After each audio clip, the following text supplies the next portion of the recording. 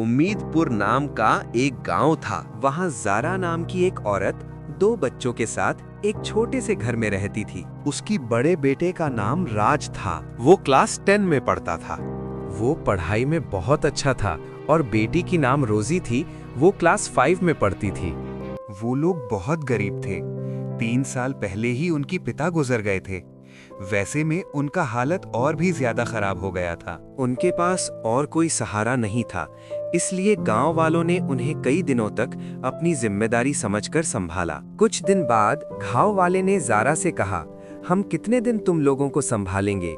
अभी तेरा बच्चे छोटे छोटे हैं। तू एक काम कर, कोई अच्छा सा आदमी देखकर शादी कर ले, जो तुम्हें समझता है और संभाल सके। हमारे हालात भी काफी ज्यादा खराब हैं। लेकिन वो अपनी पति से बहुत प्यार करती थी, इसलिए गांव वालों की बात उसको काफी बुरा लगा। उसने गांव वालों से कह दिया, आप लोगों को हमें खिलाने की जरूरत नहीं है और नहीं मैं कभी दूसरी शादी करूंगी। ये बोलकर वो नाराज होकर अपनी दोनों बच्चों को देखती रही। उसको सिलाई करना आता था, इसलिए राज ने बोला, माँ तुम सिलाई का बिजनेस स्टार्ट क्यों नहीं करती?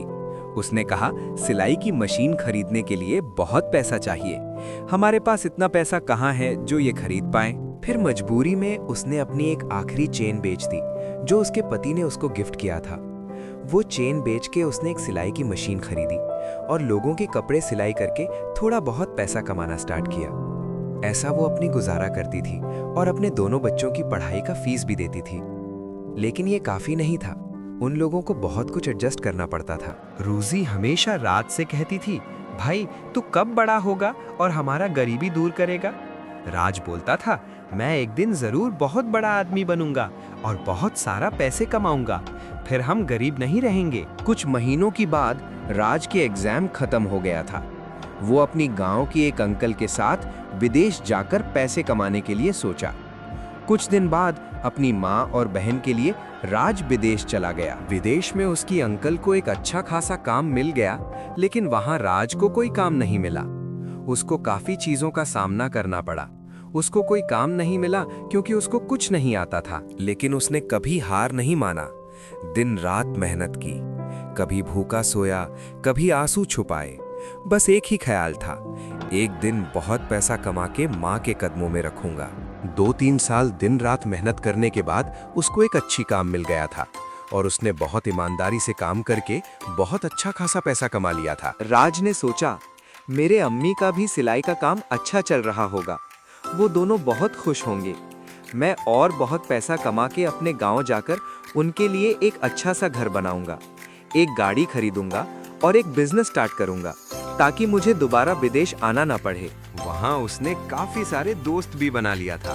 वो उनके साथ नए नए जगहों में घूमने जाता था और नए नए रेस्टोरेंट जाके अच्छे अच्छे खाने खाता था। कुछ सालों बाद राज वापस आ रहा था। उसको हमेशा उसकी दोस्त समीर कहता था, तो कब मुझे अपने गांव दिखाने ले जाएगा? इसलिए उसने साथ में समीर को भी लेके आया अपनी गांव दिखाने के लिए।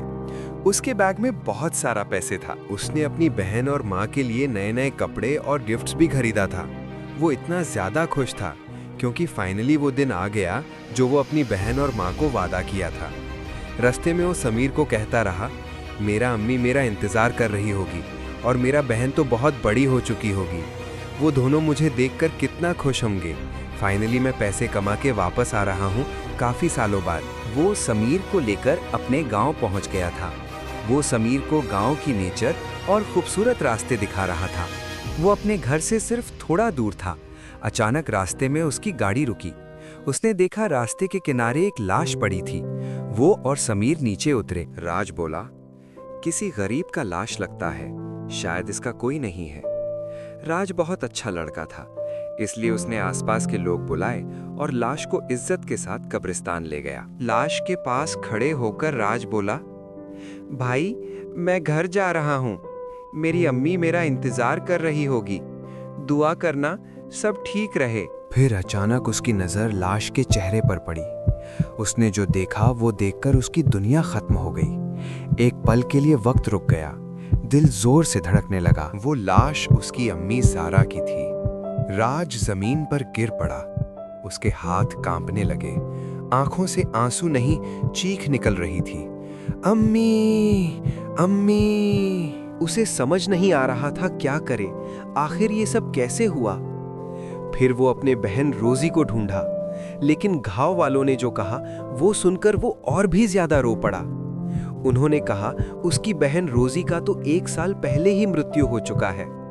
राज की बहन और माँ ने उसके लिए बहुत इंतजार किया।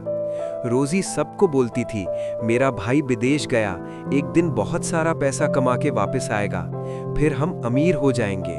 ये सब सुनकर राज जोर जोर से रो रो कर कहा, अम्मी मैंने पैसा तो कमा लिया, पर मैंने आप दोनों को नहीं बचा पाया। समीर आंखों में आंसू लिए खड़ा रहा। रोजी की तस्वीर राज के दिमाग में घूमने लगे। वो रोता रहा, कब्रिस्तान हिल गया। उसे रियलाइज हुआ उसकी माँ ने उसके लिए कितना इंतजार किया, लेकिन अब बहुत ही ज्यादा देर हो चुका था।